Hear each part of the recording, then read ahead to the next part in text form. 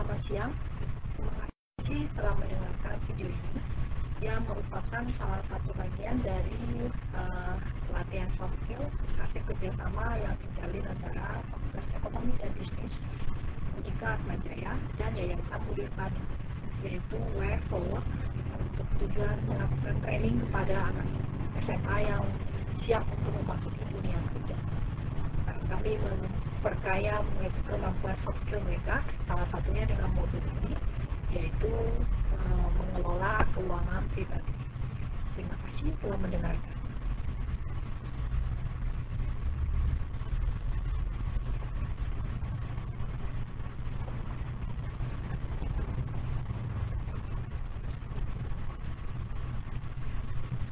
Mengelola keuangan pribadi, modul ini, PowerPoint ini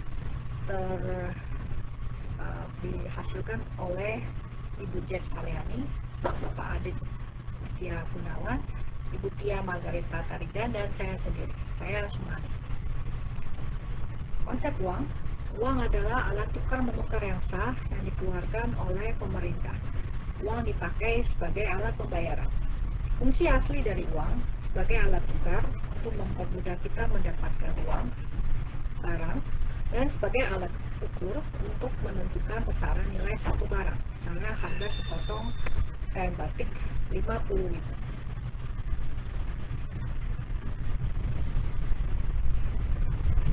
Uang juga sebagai alat pembayaran atas jasa yang kita terima, dan juga sebagai alat pelindung kekayaan berupa tabungan. Sifat dari uang itu mudah dibawa, tidak mudah rusak, diterima, disukai oleh semua orang, memiliki bentuk, warna, dan ukuran yang sama, stabil, tidak berubah, dan mudah dikenali, bisa digunakan untuk memenuhi kebutuhan. Setiap orang pasti membutuhkan uang. Uang diperoleh dengan melakukan pekerjaan. Oleh karena itu, maka kita harus berhati-hati saat kita menggunakan uang, karena jika tidak, berarti kita tidak mempersiapkan masa depan kita dengan baik. Pada umumnya, manusia membelanjakan uangnya untuk sesuatu yang diinginkannya. Kita perlu belajar membedakan antara keinginan dan kebutuhan, dan memprioritaskan penggunaan uang kita untuk sesuatu yang kita butuhkan. Kebutuhan, need, adalah sesuatu yang kita butuhkan untuk bertahan hidup atau bersifat pokok, seperti papan, sandang, dan pangan. Pangan, sandang, papan itu tidak bisa ditunda dan ada batasnya. Keinginan itu tidak bersifat pokok, bisa ditunda, dan tidak ada batasnya.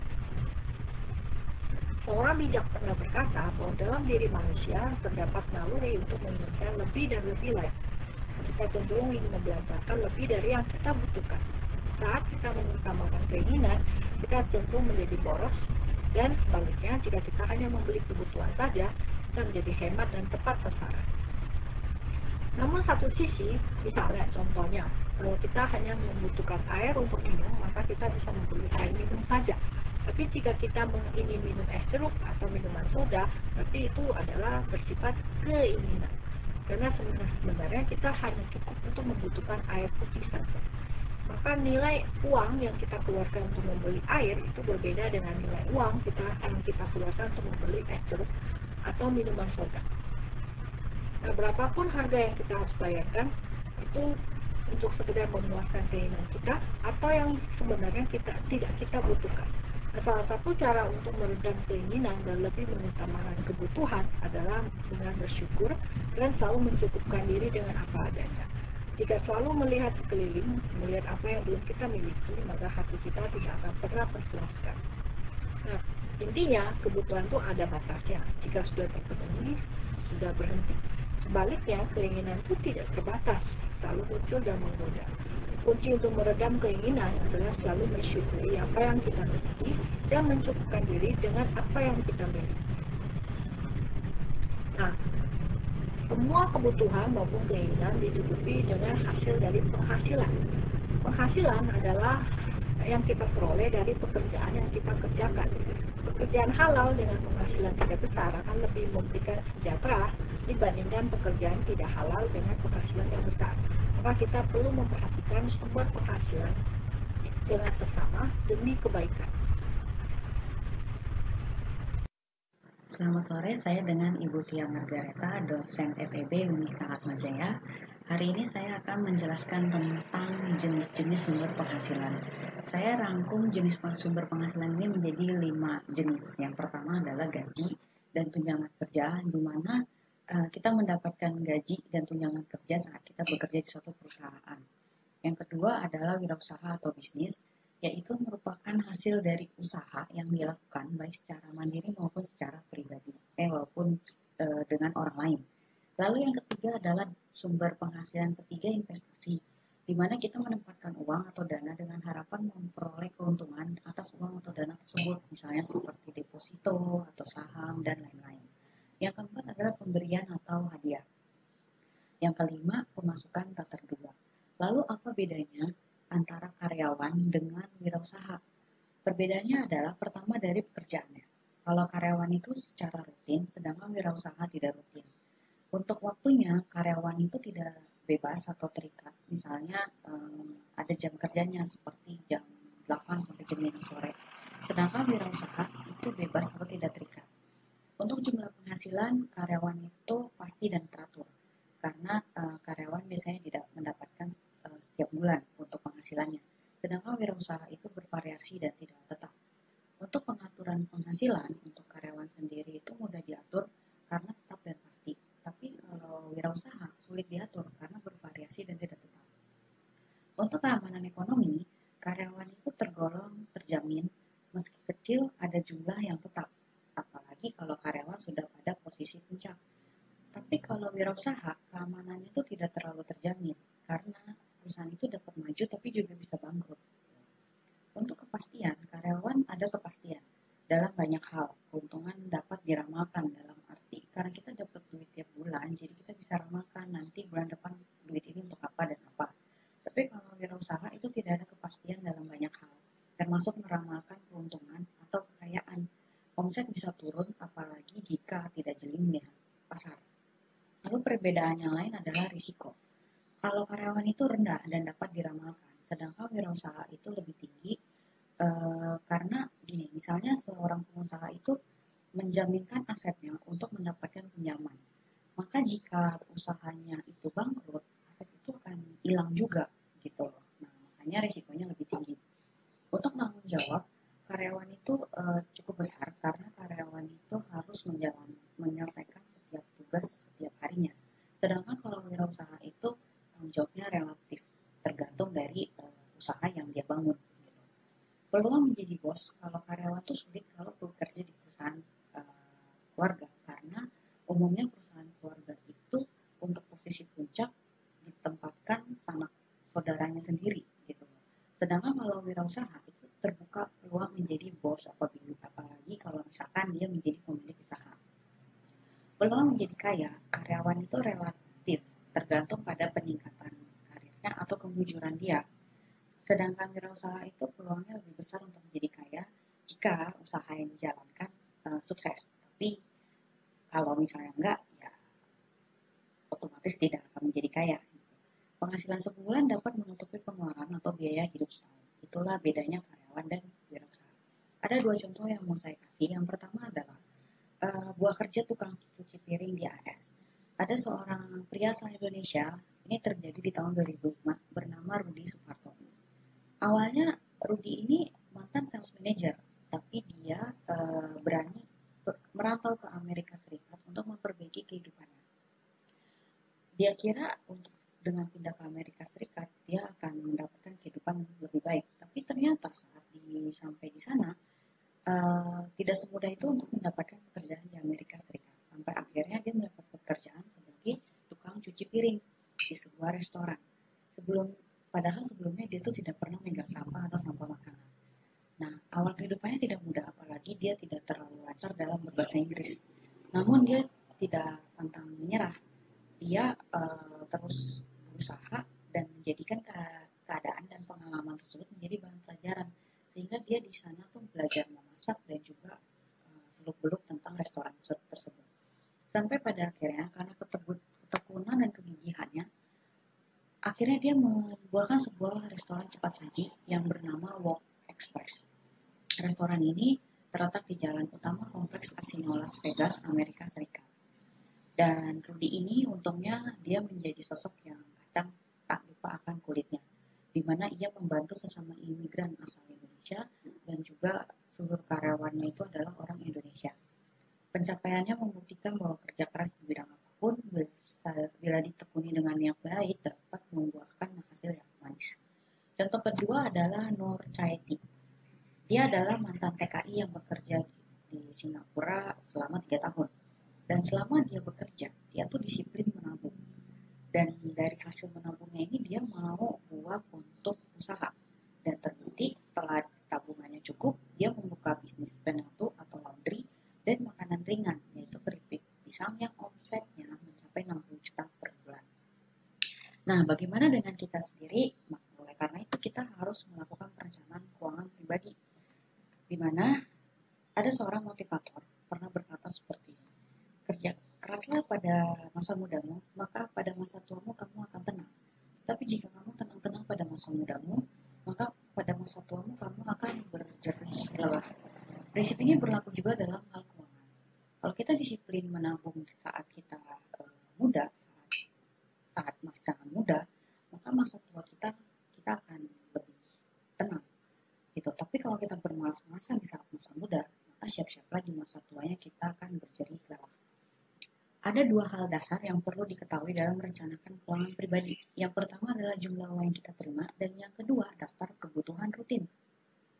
Setiap orang perlu membuat anggaran keuangan pribadi sesuai dengan keuangan yang dimilikinya supaya keuangannya bisa terencana dan teridentifikasi dengan jelas. Nah, jika kita mencari pekerjaan di kota lain atau kota kita sendiri, sebaiknya kita wajib membuat daftar kebutuhan, yaitu apa? Yang pasti biaya tempat tinggal, biaya makanan, biaya transportasi, biaya perlengkapan rutin bulanan, biaya komunikasi, hiburan, dan terakhir yang utama adalah tabungan dan kebutuhan mendadak. Lalu bagaimana caranya? Ini adalah contoh perencanaan keuangan pribadi yang coba kami susun. Yaitu kita harus catat berapa pemasukan kita, lalu dari pemasukan itu kita buat list yang seperti list saya sebutkan sebelumnya. Lalu kita identifikasi berapa sih biaya kosnya kita, berapa biaya makan kita tiap bulan, biaya transportasi, perlengkapan pribadi, dan lain-lainnya. Sehingga kalau di bulan April ini saya beri contoh, itu ternyata kita ada duit lebih, ada 150.000. Dengan kita membuat perencanaan keuangan pribadi tiap bulan, kita bisa tahu kita itu hemat atau boros. Sehingga untuk bulan-bulan berikutnya kita bisa membuat perencanaan lebih baik lagi. Demikianlah presentasi dari saya, semoga presentasi ini bermanfaat buat semua dan terima kasih.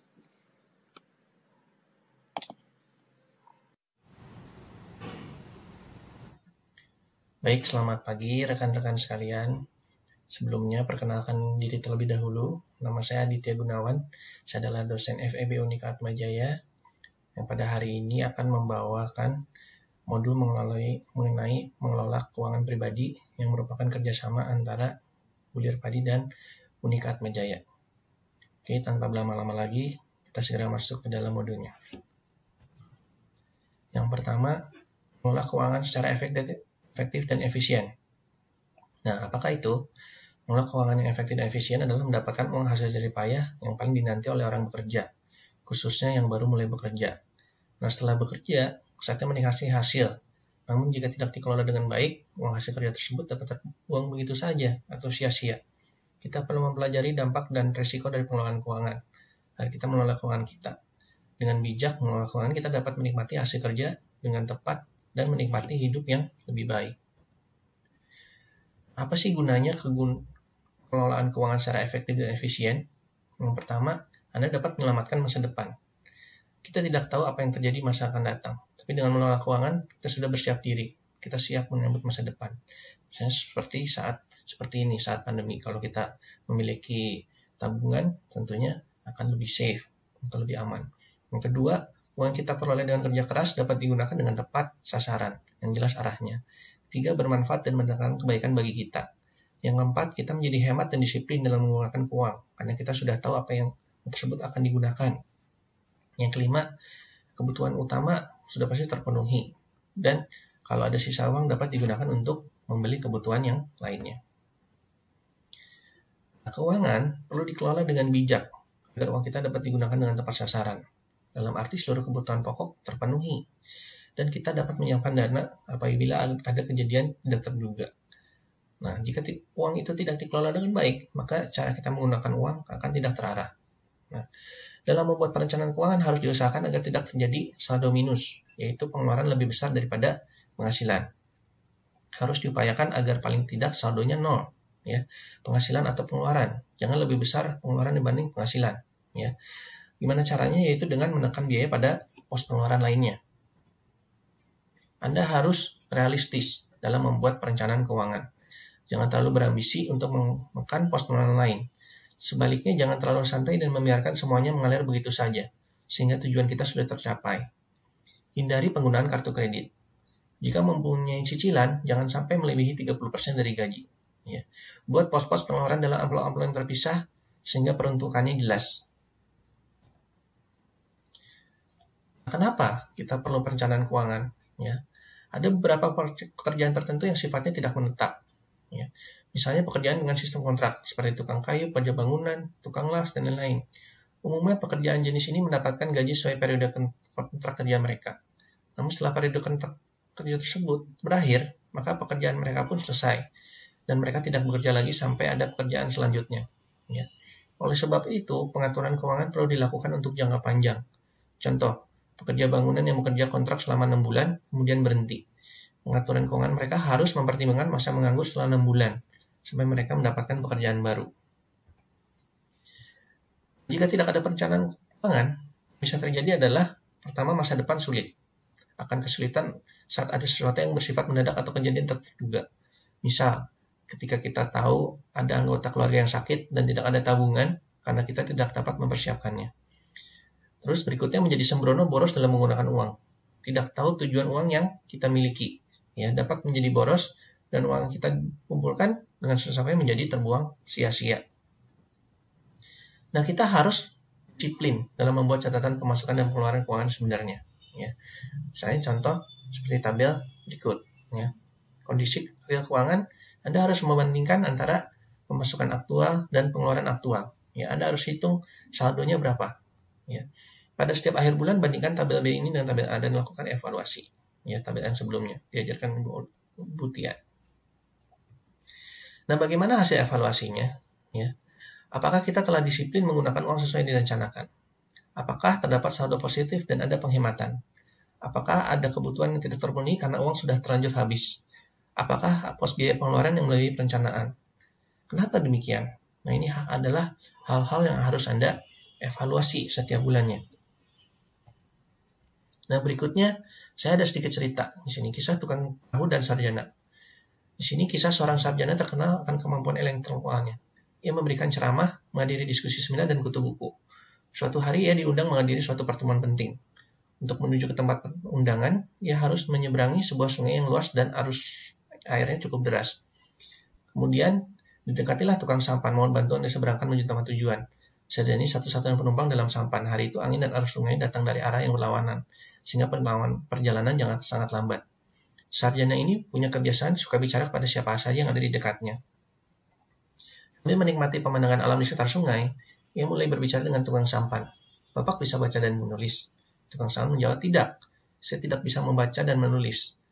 Terus kata sarjana tersebut, wah bapak ini orang aneh, kata sarjana itu. Dewasa ini pemerintah telah mendirikan sekolah di setiap desa. Mestinya bapak sedikit-sedikit bisa membaca dan menulis. Sarjana kemudian bertanya, bapak mau bawa koran? Tukang sampan menjawab, saya tidak punya pendidikan sama sekali, apa gunanya saya membawa koran? Sarjana berkata, tidak apa-apa, orang biasa membawa koran meskipun tidak punya pendidikan. Berapa menit kemudian sarjana itu bertanya lagi, apakah bapak punya jam? Saya diberitahu jam berapa sekarang? Tukang sampan menjawab, bila saya tidak berpendidikan tidak tahu jam, apa gunanya saya punya jam? Sarjana berkata lagi, segala pertanyaan saya bapak tidak bisa jawab. Coba pikir berapa banyak hidup bapak yang terbuang sia-sia. Jika bapak tidak berpendidikan, tidak punya koran, tidak punya radio, tidak punya jam tangan, maka 3/4 hidup bapak sudah masuk dalam air. Sementara itu angin kencang bertiup dan tidak berapa lama kemudian timbul angin ribut. Sampan mulai oleng, air sungai perlahan-lahan mulai masuk ke dalam sampan. Tukang sampan tidak mampu lagi menguasai sampannya. Ia bertanya pada sarjana itu, apakah bapak bisa berenang? Sarjana menjawab, tidak, saya tidak pernah belajar berenang. Ketika ikan jatuh dari sampan, tukang perahu berkata pada sang sarjana, "Oh, Bapak sungguh sayang. Alangkah sia-sianya jika Bapak tidak bisa berenang, maka sekarang seluruh hidup Bapak akan masuk tenggelam ke air." Akhirnya sampan tenggelam dan sarjana itu pun turut tenggelam. Sementara itu tukang perahu berhasil berenang dan sampai selamat di tepi sungai.